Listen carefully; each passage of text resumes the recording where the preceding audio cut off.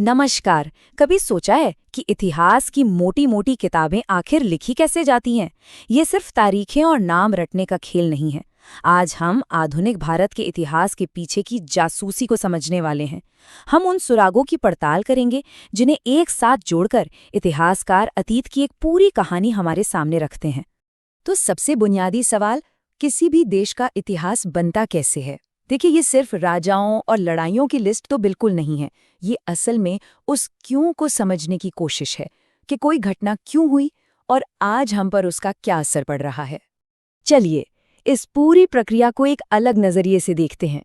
मान लीजिए कि एक इतिहासकार एक जासूस है और अतीत यानी हमारा पास्ट एक ऐसा केस है जिसे सुलझाना है। और भाई, हर अच्छे जासूस की तरह उसे भी सबूतों की जरूरत पड़ती है। तो फिर चलिए देखते हैं कि ये सबूत आखिर मिलते कहाँ से हैं। हमारी ये जासूसी शुरू होती है अभिलेखागार से, जिसे हम आर्काइव्स कहते हैं। इन्हें आप इतिहास का तहखाना समझ सकते हैं, जहां सबसे मजबूत और सबसे ऑफिशियल सबूत दफन होते हैं। तो ये आर्काइव्स हैं क्या? सीधे शब्दों में कहें तो ये हिस्टोरिकल डॉक्यूमेंट्स का कलेक्शन है। लेकिन यहाँ एक बहुत ही दिलचस्प बात है। ये दस्तावेज कभी इसलिए नहीं बनाए गए थे कि भविष्य में कोई इतिहासकार इन्हें पढ़ेगा। बिल्कुल नहीं। ये तो उस समय के प्रशासन, कानून या व्यापार जैसे रोजमर्रा के कामों के कागजात थे। मतलब ये अतीत के छोड़े हुए सुराग हैं, पेपर ट्रेल्स। ये जो ऑफिशियल रिकॉर्ड्स हैं, ये कई लेवल्स पर मिलते हैं। नई दिल्ली में सेंट्रल गवर्नमेंट के आर्काइव से लेकर अलग अलग राज्यों के अपने रिकॉर्ड्स, फिर नगर पालिकाओं जैसे छोटे इदारों के दस्तावेज और अदालती फैसले तक, ये सब मिलकर इतिहास का ढांचा तैयार करते हैं। ईस्ट इंडिया कंपनी के रिकॉर्ड्स का ही उदाहरण ले लीजिए। 1600 से लेकर 1857 तक के ये दस्तावेज हमें ये समझने में मदद करते हैं कि उस समय के पॉलिसी मेकर्स आखिर सोचते कैसे थे।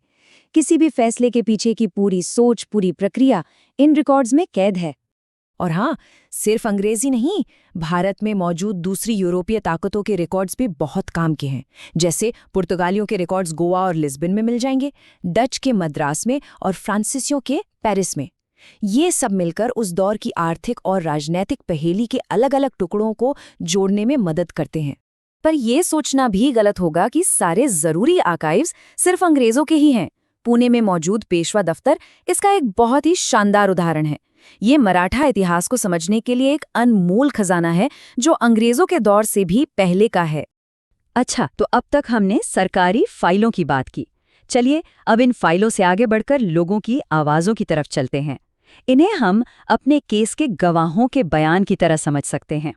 संस्मरण, जीवनियां और यात्रा वृत्तांत, ये हमें उस दौर के समाज और अर्थव्यवस्था की एक पर्सनल झलक देते हैं। इनसे पता चलता है कि आम लोगों की जिंदगी कैसी थी, वो क्या सोचते थे। ये ऑफिशियल कहानी में एक इंसानी पहलू जोड़ते हैं। और फिर आते हैं अखबार, जो उस दौर की धड़कन हुआ करते थे। भारत का पहला अखबार द बंगाल गजेट 1780 में शुरू हुआ। और मजे की बात यह है कि शुरुआती अखबार अक्सर कंपनी के ही कुछ नाखुश कर्मचारी निकालते थे, ताकि वो अंदर के भ्रष्टाचार को उजागर कर सकें। और यहाँ एक बहुत दिलचस्प फैक्ट है। 1885 में जब इंडियन नेशनल कांग्रेस बनी, तो उसकी फाउंडिंग मेंबर्स में से लगभग 1/3 पत्रकार थे। इससे आप उस दौर में प्रेस की ताकत का अंदाजा लगा सकते हैं। लेकिन अखबारों को सबूत की तरह इस्तेमाल करते हुए बहुत सावधान रहना पड़ता है। क्यों? क्योंकि वो कभी न्यूट्रल नहीं होते। एक ही घटना को लीजिए। लंदन में छपने वाला ब्रिटिश समर्थक अखबार उसे व्यवस्था बनाए रखने के लिए एक जरूरी कदम बताएगा, तो वहीं एक भारतीय राष्ट्रवादी अखबार उसी घटना को जुल्म और दमनकारी कार्रवाई की तरह दिखाएगा। तो देखा, नजरिया बदलते ही कहानी कैसे पूरी तरह बदल जाती है। अब हमारी जासूसी एक नए और बहुत ही दिलचस्प दायरे में जा रही है, संस्कृति। यहाँ हमें उस दौर की भावनाओं, विश्वासों और छिपी हुई बातों के सुराग मिलते हैं। उस दौर में उपन्यास यानी नॉवेल्स एक नए हथियार की तरह सामने आए। ये सिर्फ कहानियां नहीं थे, बल्कि ये सामाजिक टिप्पणी का एक जरिया बन गए थे। बंकिम चंद्र चटर्जी के आनंद मठ जैसे उपन्यासों ने समाज के विचारों और राजनीति को अपनी कहानियों के जरिए जिंदा कर दिया। और हाँ, आनंद मठ वही उपन्यास है जिसमें हमारा प्रसिद्ध गीत वंदे मातरम है। ये नॉवल 1760 के दशक के सन्यासी विद्रोह को भी दिखाता है, जो इसे एक बहुत ही महत्वपूर्ण हिस्टोरिकल डॉक्यूमेंट भी बना देता है। आप जरा कला की तरफ देखते हैं। 1857 के विद्रोह पर बनी ब्रिटिश पेंटिंग्स को देखिए। थॉमस जोन्स बार्कर की रिलीफ ऑफ लखनऊ जैसी पेंटिंग्स ब्रिटिश नायकों का गुणगान करती हैं जो अंग्रेजों को बचा रहे हैं। ये एक बहादुरी की कहानी पेश करती है। और इसकी ठीक उलट जोसेफ नोएल पेटन की पेंटिंग इन मेमोरियम को देखिए। इसमें अंग्रेज महिलाओं और बच्चों को एकदम असहाय और मासूम पीड़ितों के रूप में दिखाया गया है। ये पेंटिंग असल में लोगों की सहानुभूति जगाने और ब्रिटिश एक्शंस को सही ठहराने के लिए बनाई गई थी।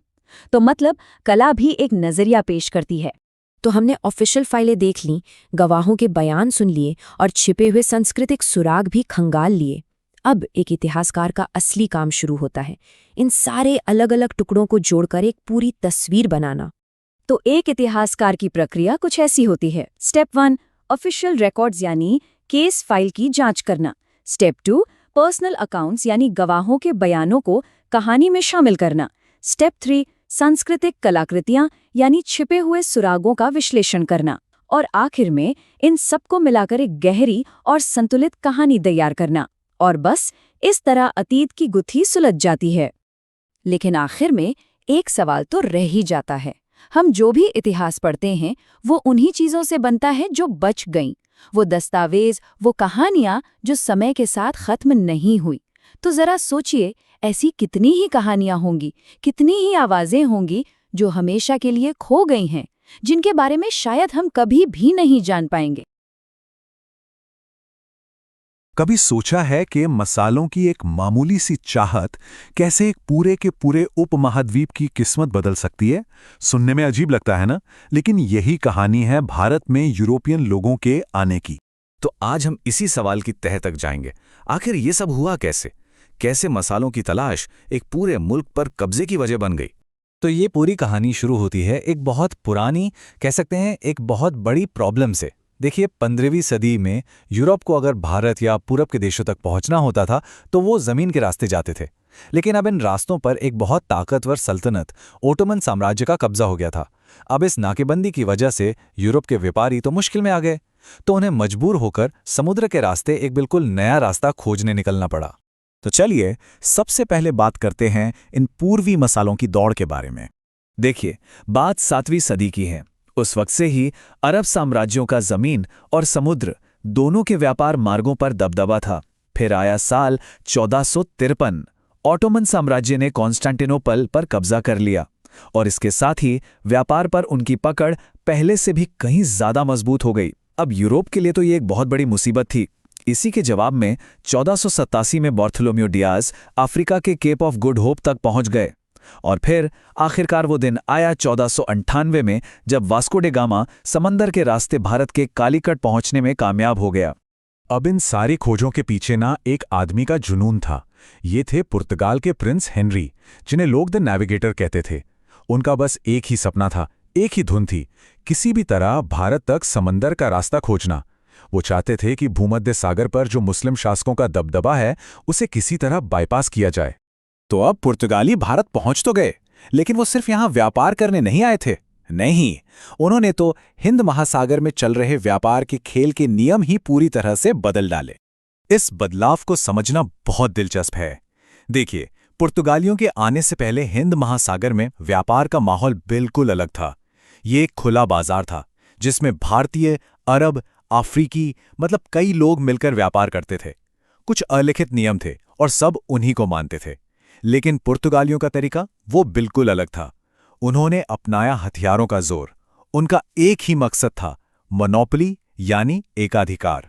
अपने सारे कॉम्पिटिटर्स को बाहर करो और ताकत के दम पर अपना राज चलाओ। तो सवाल यह है कि उन्होंने ये सब किया कैसे? उनका प्लान, उनका ब्लूप्रिंट 3 आसान स्टेप्स का था। स्टेप 1, अपने जहाज़ों पर तोपें लगाओ और समंदर पर कब्जा कर लो। स्टेप 2, समंदर के किनारे मजबूत किले बनाओ ताकि उन इलाकों पर पकड़ बनी रहे। और स्टेप 3, एक परमिट सिस्टम शुरू करो जिसे वो कार्टास कहते थे। मतलब अब किसी और को समंदर में जहाज चलाना है तो उनसे परमिट लेना होगा और टैक्स भी देना होगा। और उनकी ये पूरी सोच भारत में पहले पुर्तगाली गवर्नर फ्रांसिस्को डे अल्मेडा के एक कोट से बिल्कुल साफ हो जाती है। उन्होंने कहा था, जब तक समंदर में तुम्हारी ताकत है तुम भारत को अपना समझो, और अगर ये ताकत नहीं है तो किनारे पर बना किला भी किसी काम का नहीं। मतलब साफ था, असली ताकत तो नौसेना की थी। अब पुर्तगाल की इस कामयाबी ने यूरोप के बाकी देशों के लिए खतरे की घंटी बजा दी। उन्हें समझ आ गया कि वो क्या मिस कर रहे हैं, और बस देखते ही देखते हिंद महासागर में कंपटीशन बहुत बहुत ज्यादा बढ़ गया। तो इस दौड़ में कौन कौन शामिल हुआ? सबसे पहले तो आए डच। उनका पूरा फोकस था इंडोनेशिया के मसाला द्वीपों पर, जहां वो अपनी मोनोपोली चाहते थे। फिर एंट्री हुई अंग्रेजों की। ये असल में मर्चेंट एडवेंचरर्स नाम की एक प्राइवेट कंपनी थी, और मजे की बात यह है कि उन्हें मसालों से ज्यादा भारत के कपड़ों में दिलचस्पी थी। और सबसे आखिर में आए फ्रांसीसी। हाँ, वो आए तो देर से, पर उनके पीछे उनकी सरकार का पूरा हाथ था, जिसने उन्हें एक बहुत मजबूत प्लेयर बना दिया। अब जरा दो सबसे बड़े खिलाड़ियों को आमने सामने रखकर देखते हैं, इंग्लिश ईस्ट इंडिया कंपनी और फ्रेंच ईस्ट इंडिया कंपनी। इनके काम करने के तरीके में जमीन आसमान का फर्क था। जो इंग्लिश कंपनी थी वो एक प्राइवेट कंपनी थी, पैसा शेयर होल्डर्स का लगा था, तो फैसले भी जल्दी और आज़ादी से लिए जाते थे। वहीं दूसरी तरफ फ्रेंच कंपनी पूरी तरह से सरकारी थी, पैसा सरकार का, कंट्रोल भी सरकार का, नतीजा हर फैसले में देरी। और यकीन मानिए, ये छोटा सा फर्क आगे चलकर बहुत बड़ा साबित होने वाला था। और बस इसी फर्क ने उस आखिरी और सबसे बड़ी लड़ाई की जमीन तैयार की जो इस उपमहाद्वीप पर कब्जे के लिए लड़ी जानी थी, ब्रिटेन और फ्रांस के बीच की जंग। इस बड़ी जंग में एक शुरुआती लड़ाई थी जो आंखें खोल देने वाली साबित हुई। ये थी सेंट थॉम की लड़ाई। यहां हुआ ये कि एक छोटी सी लेकिन बहुत अनुशासित फ्रांसीसी सेना ने नवाब अनवरुद्दीन की एक बहुत बहुत बड़ी भारतीय सेना को हरा दिया। इस एक लड़ाई ने जंग की पूरी हकीकत बदल दी। यूरोपियन लोगों को पहली बार अपनी मिलिट्री ट्रेनिंग और रणनीति की असली ताकत का अंदाजा हुआ। भारत में यूरोपीय ताकत का फैसला असल में 3 बड़ी लड़ाइयों ने किया, जिन्हें हम कर्नाटक युद्ध के नाम से जानते हैं। पहला युद्ध जो 1740 से 48 तक चला, वो असल में यूरोप में चल रही लड़ाई का ही एक हिस्सा था। दूसरा युद्ध 1749 से 54 तक वो स्थानीय राजाओं के बीच गद्दी की लड़ाई में दखल देने को लेकर था। और फिर आया तीसरा और आखिरी युद्ध 1758 से 63 तक। ये थी भारत में अपना दबदबा कायम करने की फाइनल लड़ाई। यहां ये समझना बहुत जरूरी है कि अंग्रेजों और फ्रांसीसियों ने लोकल पॉलिटिक्स का फायदा कैसे उठाया। उन्होंने भारतीय राजाओं की गद्दी की लड़ाई को अपनी प्रॉक्सी वॉर बना लिया। मतलब लड़ भारतीय रहे थे, लेकिन खेल इनका था। जैसे कर्नाटक में फ्रांसीसियों ने चंदा साहेब को सपोर्ट किया, तो अंग्रेजों ने अनवरुद्दीन को। और यही सेम खेल हैदराबाद में भी खेला गया। और फिर आया वो साल 1760। ये वो साल था जब वॉन्डीवॉश की लड़ाई हुई, एक अकेली लड़ाई जिसने भारत में फ्रांसीसियों की ताकत को हमेशा हमेशा के लिए तोड़कर रख दिया। जैसा कि इतिहासकार जे.आर. सीली ने कहा है, ये सारी घटनाएं असल में इंग्लैंड और फ्रांस के बीच अपना दबदबा कायम करने की एक बेचैन कोशिश का हिस्सा थीं। ये लड़ाई सिर्फ व्यापार के लिए नहीं थी, ये एक साम्राज्य बनाने की होड़ थी। तो सबसे बड़ा सवाल यही है, आखिर अंग्रेज जीते कैसे? क्या था उनका विनिंग फॉर्मूला? चलिए इसे समझते हैं। देखिए, उनकी जीत के पीछे कई वजहें थी। सबसे पहली और सबसे बड़ी वजह, उनकी नौसेना फ्रांसीसियों से कई बेहतर थी। उन्होंने फ्रांस से भारत आने वाली जरूरी सप्लाई लाइन ही काट दी। दूसरी वजह, उनकी कंपनी का स्ट्रक्चर। एक प्राइवेट कंपनी होने की वजह से वो तेजी से फैसले ले पाते थे, जबकि फ्रेंच कंपनी सरकारी कागजों में ही उलझी रहती थी। फिर उनके पास पैसों की कोई कमी नहीं थी। रॉबर्ट क्लाइव जैसे एक से बढ़कर एक काबिल कमांडर थे। और सबसे जरूरी बात, उनके पास 3 बड़े और स्ट्रेटेजिक पोर्ट्स थे, कैलकाटा, बॉम्बे और मद्रास। तो जब फ्रांसीसी हार गए, तो इंग्लिश ईस्ट इंडिया कंपनी के सामने भारत में कोई और यूरोपियन ताकत बची ही नहीं थी। अब साम्राज्य बनाने का रास्ता उनके लिए बिल्कुल साफ था। लेकिन जाने से पहले एक सवाल छोड़ जाते हैं। वॉन्डीवॉश की उस फैसलाकुन लड़ाई में भारतीय सिपाही अंग्रेजों और फ्रांसीसियों दोनों की तरफ से लड़ रहे थे। तो सोचिए, क्या इसका मतलब यह है कि किसी न किसी यूरोपियन ताकत का भारत पर कब्जा करना तय ही था? इस पर जरूर सोचिएगा। एक ऐसे साम्राज्य के बारे में सोचिए जो कभी दुनिया की सबसे बड़ी आर्थिक और सैनिक ताकतों में से एक था, लेकिन उसका अंत इतना नाटकीय और इतनी तेजी से हुआ कि देखने वाले हैरान रह गए। तो चलिए आज हम मुगल साम्राज्य के पतन की इस कहानी को परत दर परत समझते हैं और देखते हैं कि कैसे एक महान साम्राज्य के खंडहरों पर भारत में एक नई शक्ति ने अपनी जगह बनाई। तो सवाल ये उठता है कि इतना बड़ा 200 साल से भी ज्यादा पुराना साम्राज्य आखिर ढह कैसे जाता है? देखिए, सच तो यह है कि कोई भी विशाल साम्राज्य एक दिन में खत्म नहीं होता। इसकी जड़ें अक्सर कई साल बल्कि कई दशकों पहले से ही कमजोर होने लगती हैं। मुगलों के मामले में ये पतन किसी एक घटना का नतीजा नहीं था। ये एक धीमी सड़न की तरह था जो साम्राज्य को अंदर ही अंदर खोखला कर रही थी। खजाना खाली हो रहा था और तख्त के दावेदार आपस में ही लड़ रहे थे। लेकिन इस धीमी सड़न का जो अंत हुआ वो एक जबरदस्त धमाके के साथ हुआ। सिर्फ 57 दिन, बस 57 दिनों की उथल पुथल ने इस विशाल साम्राज्य की कमर हमेशा के लिए तोड़ दी और भारत के इतिहास का रुख ही मोड़ दिया। तो चलिए कहानी की शुरुआत से शुरू करते हैं। ये धीमी सड़न, ये कमजोरी आई कहां से? इसके लिए हमें 18वीं सदी की शुरुआत में जाना होगा। ये वो वक्त था जब मुगल साम्राज्य नक्शे पर तो बहुत बड़ा दिखता था, पर असल में उसकी नींव हिल चुकी थी। औरंगजेब का शासनकाल बहुत लंबा था, करीब 50 साल, और इसमें कोई शक नहीं कि उन्होंने साम्राज्य को बहुत फैलाया। लेकिन उनके लगातार युद्धों ने, खासकर दक्कन की लंबी और खर्चीली लड़ाइयों ने शाही खजाने को कह सकते हैं कि लगभग निचोड़ कर रख दिया था और साम्राज्य के अंदर बगावत के बीज बो दिए थे। अब जरा इस स्लाइड को देखिए, कितना जबरदस्त कंट्रास्ट है ना? एक तरफ औरंगजेब का लगभग आधी सदी का शासन और दूसरी तरफ उनके जाने के बाद का हाल। बादशाह आ रहे हैं, जा रहे हैं, कोई 1 साल, कोई कुछ महीने। ये साफ दिखाता है कि दिल्ली का तख्त कितना अस्थिर हो चुका था।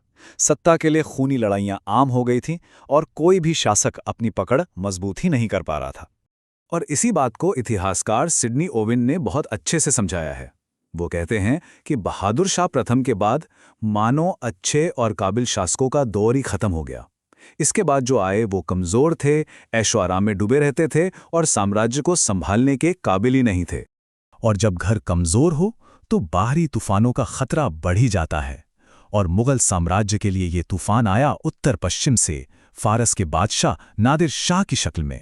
नादिर शाह कोई छोटा मोटा शासक नहीं था, वो बहुत ही महत्वाकांक्षी और सच कहें तो बेरहम था। उसने देखा कि मुगल साम्राज्य अंदर से खोखला हो चुका है और ये एक आसान शिकार है। करनाल में जो लड़ाई हुई उसमें मुगल सेना की हार शर्मनाक थी। बादशाह मोहम्मद शाह को कैदी बना लिया गया और फिर दिल्ली में जो कत्लेआम और लूट मची वो भारत के इतिहास का एक बहुत ही काला पन्ना है। नादिर शाह ने दिल्ली को इतनी बेरहमी से लूटा जिसकी कोई मिसाल नहीं थी। एक अनुमान के मुताबिक शाही खजाने और दिल्ली के अमीरों से करीब 70 करोड़ रुपए की दौलत लूटी गई। जरा सोचिए उस जमाने में ये कितनी बड़ी रकम रही होगी। आज के हिसाब से तो ये हजारों करोड़ में होगी। इस एक लूट ने मुगल साम्राज्य की आर्थिक कमर ऐसी तोड़ी कि वो फिर कभी सीधी नहीं हो पाई। और ये सिर्फ पैसों की लूट नहीं थी। नादिर शाह अपने साथ वो चीजें भी ले गया जो मुगल शान और इज्जत का प्रतीक थीं। शाहजहां का बनाया हुआ वो मशहूर मयूर सिंहासन और हाँ, दुनिया का सबसे कीमती हीरा कोहिनूर। तो ये सिर्फ एक डकैती नहीं थी, ये मुगलों की इज्जत पर एक सीधा हमला था। और यहीं पर इस पूरी घटना का सबसे अहम पहलू सामने आता है। जैसा कि इतिहासकार जॉन विल्सन कहते हैं, उन 57 दिनों ने दरअसल भारत में एक पावर वैक्यूम यानी सत्ता का एक खालीपन पैदा कर दिया। और इसी खालीपन ने ईस्ट इंडिया कंपनी जैसी ताकतों के लिए दरवाजे खोल दिए। तो नादिर शाह तो चला गया, लेकिन अपने पीछे एक तबाह हुआ साम्राज्य छोड़ गया। अब सवाल ये था कि इसके बाद क्या हुआ? क्या मुगल फिर से अपनी ताकत हासिल कर पाए? जवाब है बिल्कुल नहीं। नादिर शाह के हमले के बाद मुगल बादशाह की हैसियत दिल्ली के लाल किले तक ही सिमट कर रह गई थी। उसकी कोई इज्जत नहीं थी, कोई ताकत नहीं थी। और जब सबको पता चल गया कि दिल्ली का बादशाह कमजोर है तो अहमद शाह अब्दाली जैसे दूसरे हमलावरों की भी हिम्मत बढ़ गई और फिर शुरू हुआ हमलों का एक नया सिलसिला, जिसका एक बड़ा नतीजा था 1761 की पानीपत की तीसरी लड़ाई। अब यहाँ एक दिलचस्प बात है। हम बार बार पानीपत का जिक्र सुनते हैं, 1526, 1556, फिर 1761। आखिर इस एक ही जगह पर इतनी बड़ी बड़ी इतिहास बदलने वाली लड़ाइयां क्यों लड़ी गईं? देखिए, इसके पीछे कई वजहें थीं। पहली, ये दिल्ली के बहुत पास था, मतलब राजधानी से फौज और सामान भेजना आसान था। दूसरा, यहाँ की जमीन एकदम सपाट है, जो उस जमाने की घुड़सवार सेनाओं के लिए बेस्ट थी।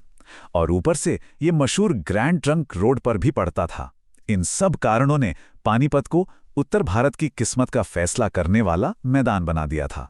तो जब दिल्ली में बैठा बादशाह कमजोर हो गया तो इसका नतीजा क्या होना था? पूरे देश में जो सूबेदार थे, जो स्थानीय सरदार थे, उन्होंने सोचा कि यही मौका है और सबने अपनी अपनी छोटी बड़ी रियासतें बनानी शुरू कर दी। 18वीं सदी के भारत का नक्शा देखें तो बड़ा कंफ्यूजिंग लगता है, लेकिन इसे समझने का एक आसान तरीका है। जो नए राज्य बने उन्हें हम 3 कैटेगरी में बांट सकते हैं। पहले, उत्तराधिकारी राज्य।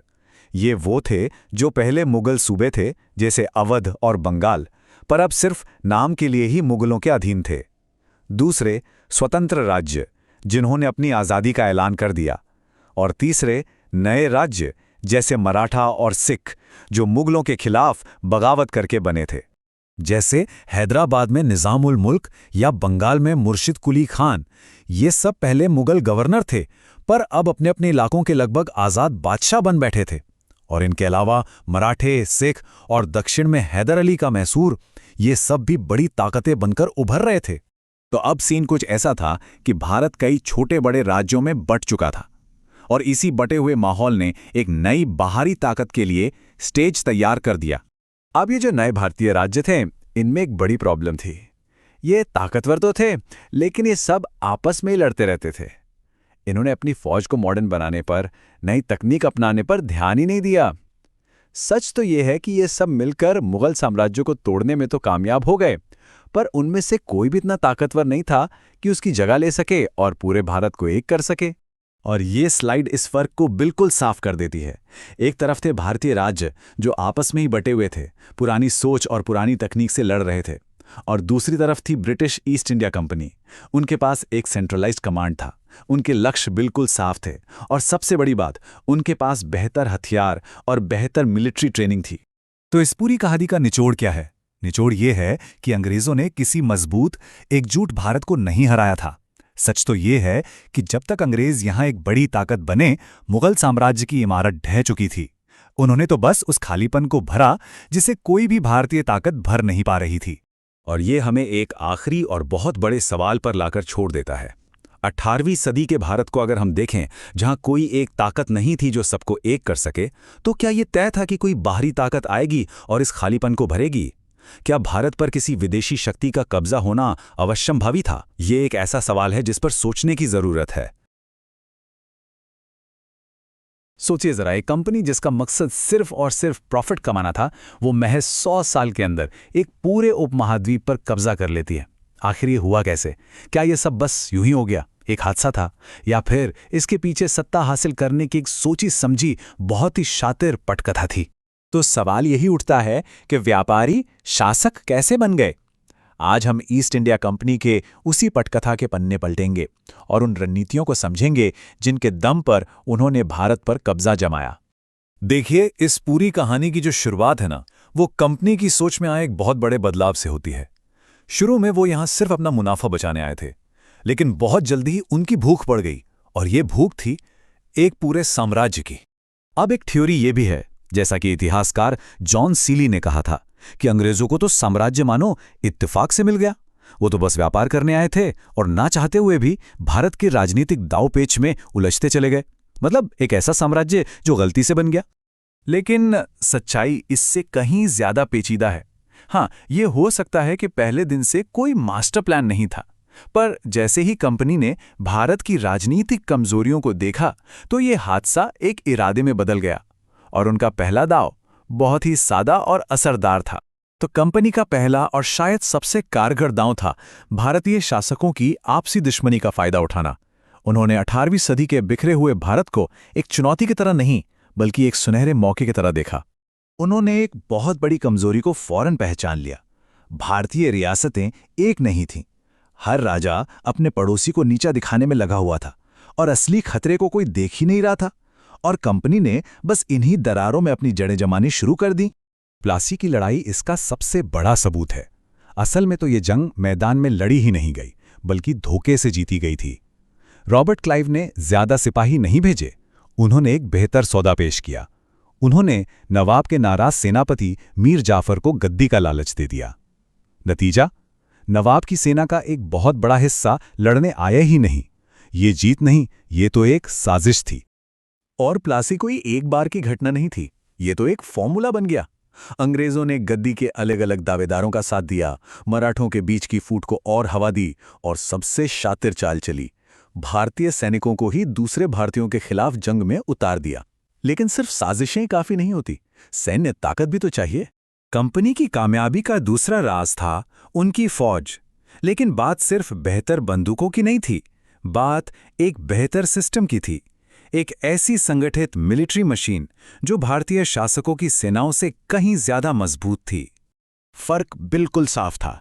एक तरफ थी कंपनी की पेशेवर, अनुशासित सेना जिसे टाइम पर तनख्वाह मिलती थी और प्रमोशन काबिलियत से होता था, और दूसरी तरफ थी भारतीय सेनाएं जो अक्सर भाड़े के सैनिकों का एक झुंड होती थीं, जिनकी वफादारी इस बात पे टिकी थी कि पैसा कब मिलेगा।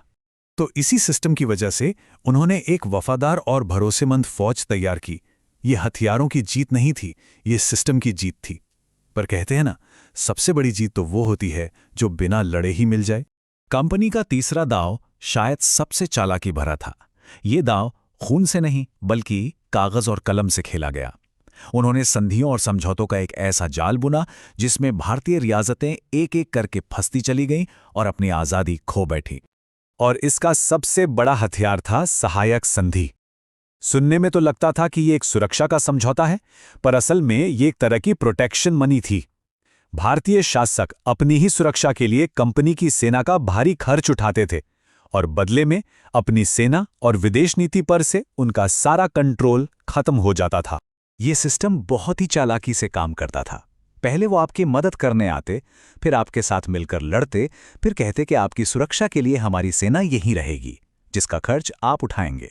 और जब कोई राजा वो भारी भरकम बिल नहीं चुका पाता तो वे उसके राज्य का एक टुकड़ा ही हड़प लेते। ये एक ऐसा कर्ज का जाल था जिससे निकलना लगभग नामुमकिन था।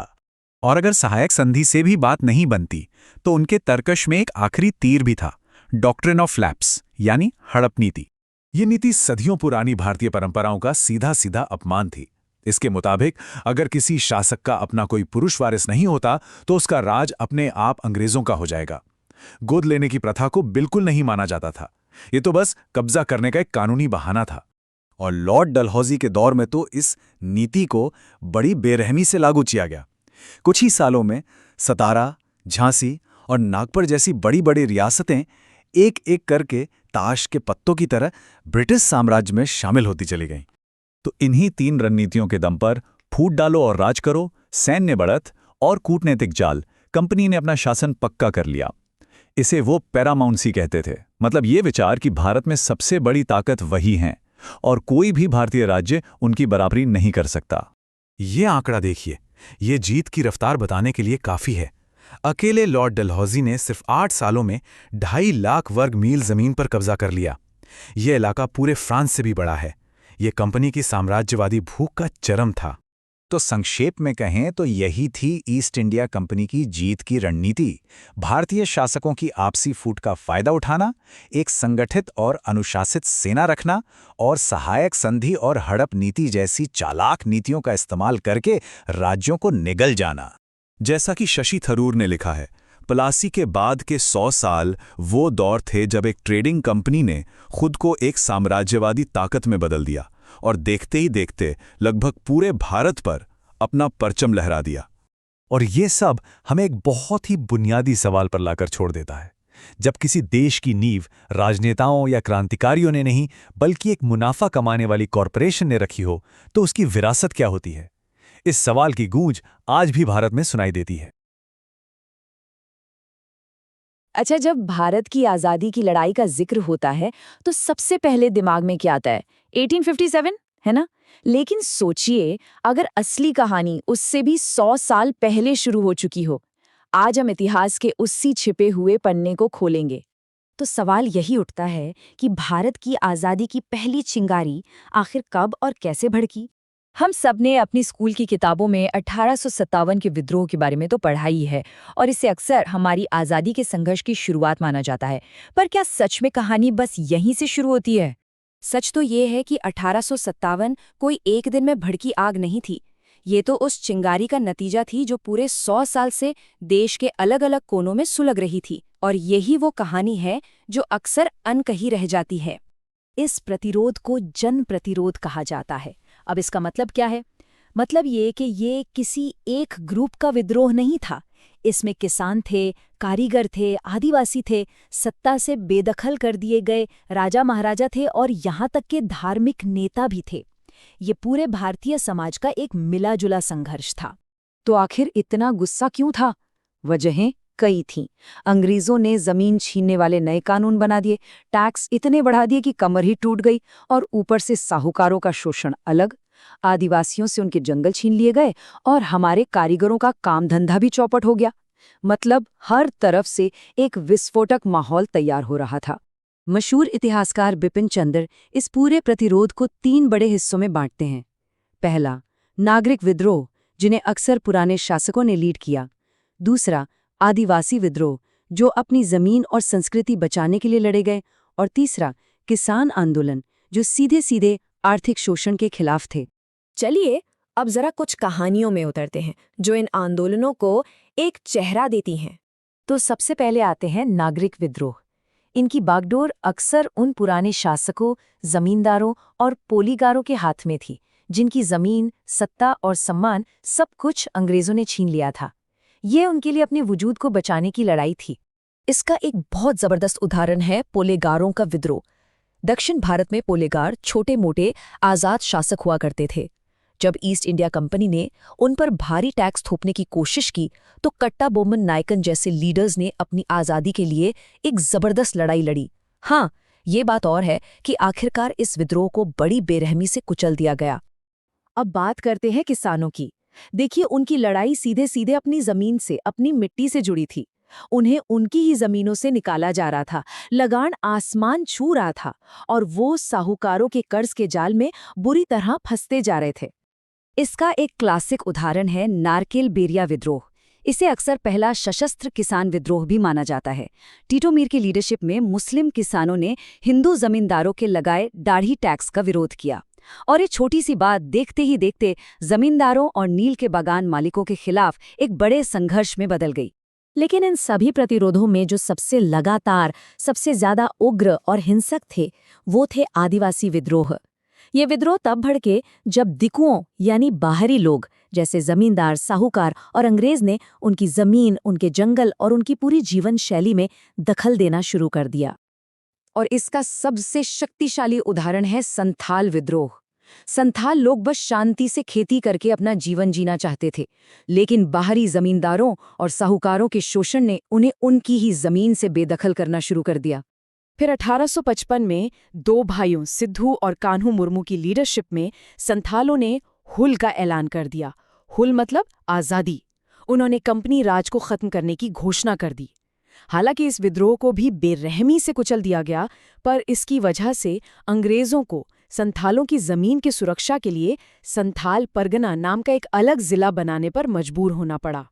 तो अब एक बहुत बड़ा सवाल खड़ा होता है, अगर पूरे भारत में 100 साल से इतनी आग लगी हुई थी, तो ये विद्रोह कामयाब क्यों नहीं हुए? अंग्रेजों को बाहर क्यों नहीं निकाल पाए? आखिर इनकी कमजोरियां क्या थीं? देखिए, इसकी कई वजहें थीं। ज्यादातर विद्रोह लोकल मुद्दों पर शुरू हुए और अपने इलाके से बाहर फैल ही नहीं पाए। इनकी लीडरशिप पारंपरिक थी, जो पुराने दौर को वापस लाना चाहती थी। उनके हथियार अंग्रेजों की आधुनिक सेना के सामने बिल्कुल नहीं टिक सके, और सबसे बड़ी बात, उनमें पूरे देश को एक साथ जोड़ने वाली राष्ट्रीय भावना की कमी थी। और ये सारी बातें हमें वापस उसी सवाल पर ले आती हैं जहां से हमने शुरू किया था, 1857 के बारे में हमारी समझ। तो अब तस्वीर थोड़ी साफ हो रही है ना? 1857 कोई शुरुआत नहीं थी, वो तो बस एक नतीजा था। 100 साल से भी ज्यादा चले आ रहे नागरिक, किसान और आदिवासी संघर्षों का एक क्लाइमैक्स। वो उस आग का चरम था जो एक सदी से सुलग रही थी। तो इसे ऐसे समझिए, 1857 का विद्रोह कोई शुरुआत नहीं थी, बल्कि उससे पहले के 100 साल के जन प्रतिरोध का एक जबरदस्त, विशाल समापन था। तो आखिर में सवाल ये है, संघर्ष की ये छिपी हुई सदी भारत की आज़ादी की लड़ाई की पूरी कहानी को कैसे बदल देती है? शायद ये हमें याद दिलाती है कि आज़ादी का रास्ता उतना सीधा नहीं था जितना हम समझते हैं, और इसकी जड़ें हमारी सोच से कहीं ज्यादा गहरी और फैली हुई। 1857 भारतीय इतिहास का एक ऐसा साल जिसने एक बहुत बड़े, एक विशाल साम्राज्य की जड़ें हिला दी। ये सिर्फ एक बगावत नहीं थी, बल्कि एक ऐसी घटना थी जिसने भारत पर अंग्रेजों के राज करने के तौर तरीके को, आप कह सकते हैं, हमेशा हमेशा के लिए बदल कर रख दिया। लेकिन सवाल ये है कि इतिहास इसे याद कैसे रखता है? क्या ये सिर्फ कुछ सिपाहियों की बगावत थी, या फिर इसे भारत की आज़ादी की पहली लड़ाई कहना सही होगा? तो चलिए आज इसी सवाल की गहराई में उतरते हैं और समझने की कोशिश करते हैं। और जानते हैं, इस पूरे महासंग्राम की जड़ में क्या था? सिर्फ एक राइफल के कारतूस से जुड़ी अफवाह। सोचिए, एक छोटी सी चिंगारी जिसने देखते ही देखते पूरे उत्तर भारत में आग लगा दी। तो हुआ ये कि ये थी एनफील्ड राइफल, और इसका जो कारतूस था उसे बंदूक में डालने से पहले ना उसके कागज को दांत से काटना पड़ता था। अब अफवाह ये फैली कि इस कागज पर गाय और सुअर की चर्बी लगी हुई है। अब देखिए, हिंदुओं के लिए गाय पवित्र है और मुसलमानों के लिए सुअर हराम। तो ये सिर्फ एक हुक्म ना मानने की बात नहीं थी, ये तो उनके धर्म पर, उनकी पहचान पर सीधा सीधा हमला था। और जाहिर है, कोई भी सैनिक इस अपमान को कैसे बर्दाश्त करता। लेकिन एक मिनट, ये कारतूस तो बस वो चिंगारी थी जिसने आग लगाई।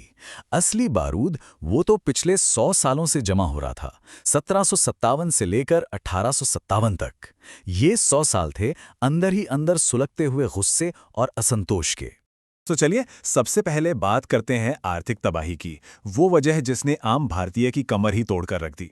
ईस्ट इंडिया कंपनी की जो नीतियां थीं, उन्होंने भारत की पूरी इकोनॉमी को, आप कह सकते हैं, खोखला कर दिया था। किसानों पर इतना भारी टैक्स लगा दिया कि वो गरीब हो गए। भारतीय कारीगरों के सामान पर इतने ऊंचे टैक्स लगाए कि उनका व्यापार ही ठप हो गया। और ऊपर से ब्रिटेन का सस्ता माल बाजार में भर दिया गया, जिससे यहाँ के छोटे मोटे उद्योग सब खत्म हो गए।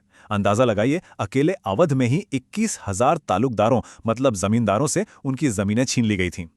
और इस पूरी सिचुएशन को ना कार्ल मार्क्स ने 1853 में ही बड़े अच्छे से समझाया था।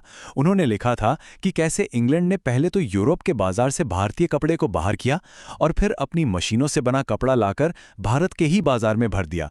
मतलब हमारा ही कपास और हम ही को बना बनाकर बेच रहे हैं। ये एक ऐसा एक तरफा खेल था जिसने भारत को बिल्कुल कंगाल बना दिया। अच्छा, अब आते हैं सियासी वजहों पर। अंग्रेजों की एक पॉलिसी थी, डॉक्ट्रिन ऑफ लैप्स। इसका मतलब बड़ा सीधा था, अगर किसी राजा का अपना बेटा नहीं है तो उसका राजपाट सीधे कंपनी का हो जाएगा। इस पॉलिसी का इस्तेमाल करके उन्होंने एक के बाद एक कई रियासतों को हड़प लिया। सिर्फ यही नहीं, भारतीय राजकुमारों से उनके हक छीने जा रहे थे। और तो और मुगल बादशाह, जो उस वक्त भी एक तरह से देश की सत्ता के प्रतीक माने जाते थे, उनकी भी लगातार बेइज्जती की जा रही थी। ऊपर से पुलिस और छोटे अफसरों में करप्शन तो अपनी हदें पार कर चुका था। फिर बात आती है समाज और सेना के अंदर के गुस्से की। देखिए, अंग्रेजों ने सती प्रथा खत्म करने जैसे कुछ सुधार तो किए, लेकिन कई भारतीयों को लगा कि ये उनकी परंपराओं पर हमला है। ईसाई मिशनरियों की वजह से भी लोगों के मन में शक पैदा हो रहा था। अब सेना के अंदर क्या हो रहा था? भारतीय सिपाहियों के साथ रंग के आधार पर भेदभाव होता था, तनख्वाह भी कम मिलती थी। और फिर एक नया कानून आया, जनरल सर्विस एनलिस्टमेंट एक्ट। इसके तहत हिंदू सिपाहियों को समंदर पार जाकर लड़ना पड़ता, जिससे उन्हें लगता था कि उनका धर्म और जाति भ्रष्ट हो जाएगी। तो ये था वो बारूद का ढेर जो 100 सालों से इकट्ठा हो रहा था। और फिर 10 मई 1857 को इसमें हुआ एक जबरदस्त धमाका। विद्रोह की आग भड़क उठी। चलिए अब देखते हैं कि ये आग कैसे और कितनी तेजी से फैली। देखिए, चिंगारी तो असल में फरवरी 1857 में ही लग चुकी थी, जब बहरामपुर में एक पूरी पलटन ने नए कारतूस लेने से मना कर दिया था। फिर आया 8 अप्रैल, मंगल पांडे को फांसी दे दी गई। मामला और तब बिगड़ा जब 9 मई को मेरठ में 85 सिपाहियों को उन्हीं कारतूसों की वजह से जेल भेज दिया गया। बस यही वो पल था। अगले ही दिन 10 मई को उनके साथी सिपाहियों ने बगावत कर दी।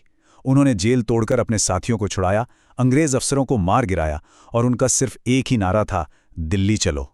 और जैसे ही विद्रोही दिल्ली पहुंचे, यह आग पूरे उत्तर और मध्य भारत में जंगल की आग की तरह फैल गई।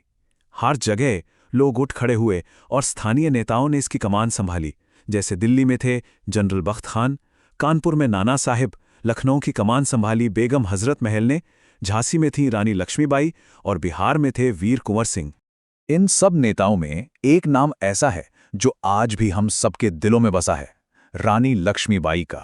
सोचिए, जिस अंग्रेज जनरल सर ह्यू रोज ने उन्हें हराया, उसी ने उनके बारे में कहा था, यहां वो औरत सोई है जो विद्रोहियों में अकेली मर्द थी। मतलब दुश्मन भी उनकी बहादुरी का कायल था। इससे बड़ी श्रद्धांजलि और क्या हो सकती है। लेकिन इतनी बहादुरी के बावजूद, इतने बड़े पैमाने पर फैलने के बावजूद भी ये विद्रोह आखिर नाकामयाब क्यों हुआ, ये एक बहुत बड़ा सवाल है। तो चलिए अब जरा इसके कारणों को समझते हैं। इस तस्वीर को देखिए, फर्क साफ नजर आता है। एक तरफ थे हमारे विद्रोही, उनका असर कुछ ही इलाकों तक था। कोई एक बड़ा नेता नहीं था जो सबको साथ लेकर चल सके, और वो लड़ रहे थे तलवारों और भालों से। और दूसरी तरफ थी अंग्रेजों की फौज, पूरी तरह से ऑर्गेनाइज्ड। उन्हें कई भारतीय राजाओं का भी साथ मिल रहा था।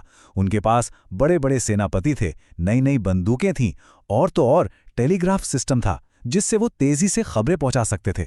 लेकिन सबसे बड़ा फर्क था सोच का। विद्रोहियों का कोई एक मकसद नहीं था, सब अपने अपने इलाके के लिए लड़ रहे थे। जबकि अंग्रेजों का लक्ष्य बिल्कुल साफ था, किसी भी कीमत पर अपने साम्राज्य को बचाना। तो हुआ ये कि विद्रोह को बहुत बेरहमी से कुचल दिया गया, हजारों लोग मारे गए।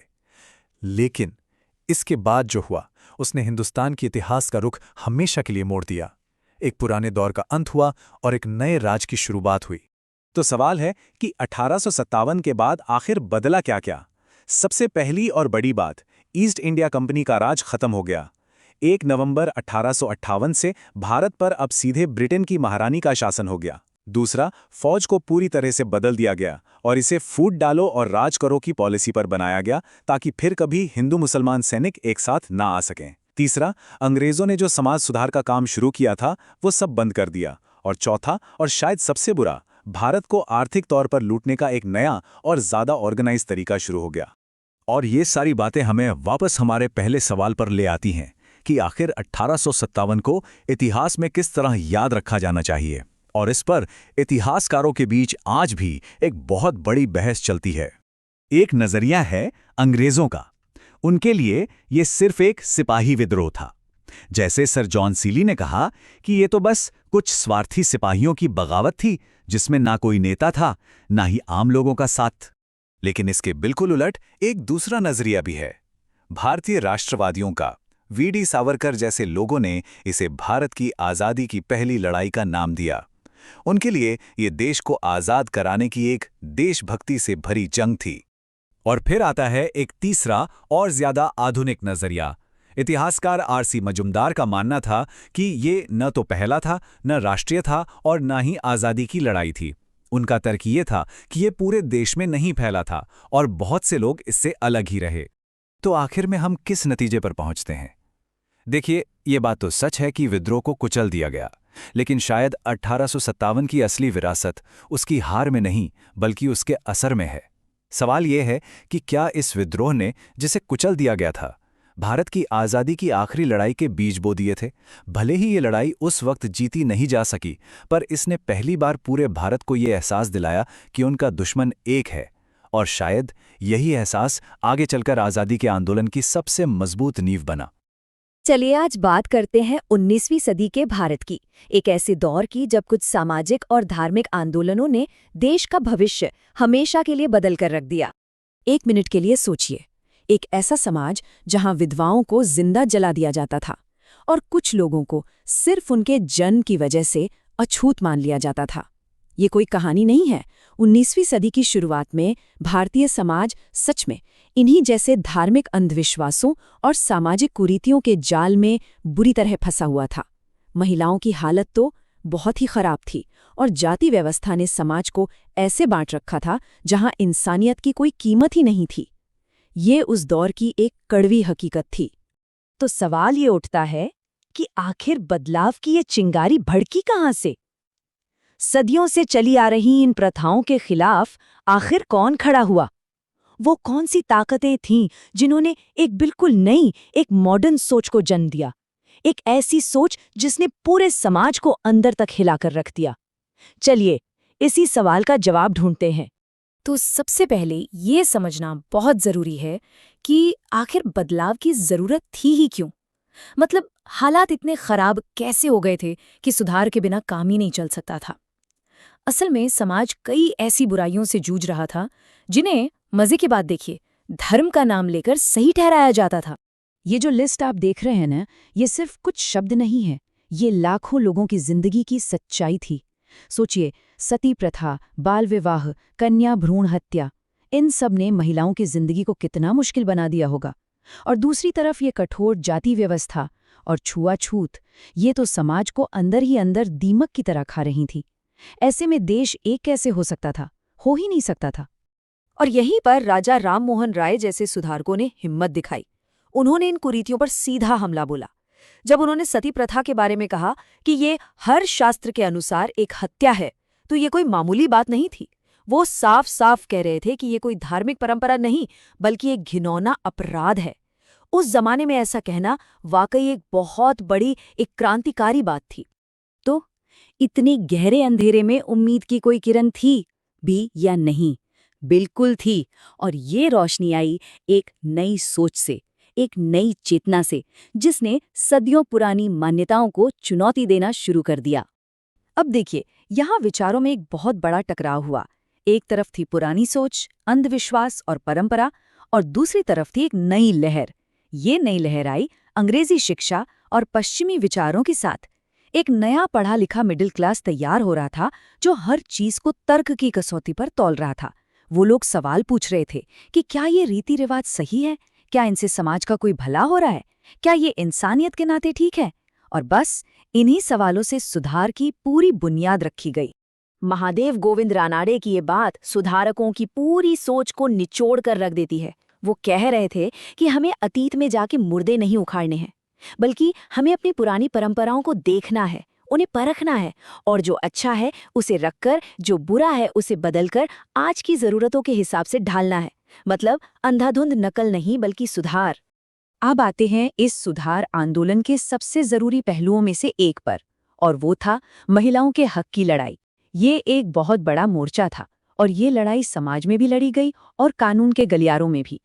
ये जो तारीखें आप देख रहे हैं, ये सिर्फ तारीखें नहीं हैं, ये दशकों की लड़ाई का नतीजा है। 1829 में सती प्रथा पर रोक, इसके लिए राजा राममोहन राय को अपने ही समाज और हिचकिचाती हुई ब्रिटिश सरकार दोनों से लड़ना पड़ा। फिर 1856 में विधवाओं को दोबारा शादी का हक मिला। ईश्वरचंद्र विद्यासागर ने तो इसके लिए जैसे एक तूफान ही खड़ा कर दिया था। कन्या भ्रूण हत्या से लेकर शादी की उम्र बढ़ाने तक हर एक कानून के पीछे एक लंबा और मुश्किल संघर्ष छुपा है। और कभी-कभी एक इंसान की कहानी पूरे देश की सोच बदल देती है। ऐसी ही कहानी थी रुक्माबाई की। सोचिए, 11 साल की उम्र में शादी कर दी गई, लेकिन जब वो बड़ी हुई तो उन्होंने अपने पति के साथ रहने से साफ इनकार कर दिया। मामला कोर्ट तक पहुंचा और पूरे देश में बहस छिड़ गई कि क्या एक महिला की सहमति की कोई अहमियत है। इसी केस ने 1891 के एज ऑफ कंसेंट एक्ट के लिए जमीन तैयार की।